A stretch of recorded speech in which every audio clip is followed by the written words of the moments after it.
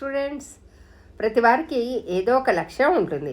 ఉదాహరణకి స్టూడెంట్స్కి అయితే పరీక్షల్లో విక్టరీ సాధించడం. కొంతమంది చదువులో ఫెయిల్యూర్ ఎదురుకాకుండా విజయం సాధిస్తారు. కొంతమంది చదువులో వెనకబడతారు. దీనికి కారణం ఒకటే, చేసే ప్రయత్నంలో తేడాలు.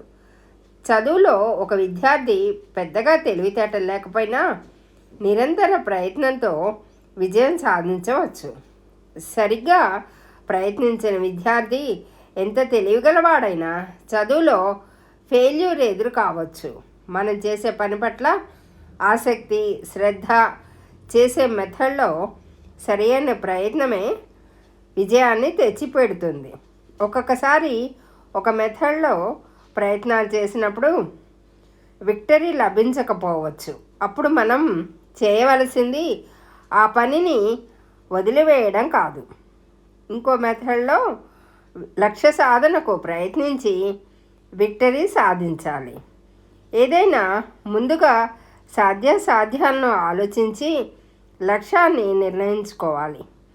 ఒకసారి లక్ష్యం వైపు అడుగులు వేశాక గమ్యం చేరడానికి ప్రయత్నించాలి తప్ప ఆ లక్ష్యాన్ని వదిలివేయకూడదు. అది మనల్ని మనం అగౌరవపరుచుకున్నట్లు అవుతుంది. విజయం అందుకునే వరకు విమర్శలు, అవమానాలు ఎదురైనా దృఢంగా నిలబడాలి.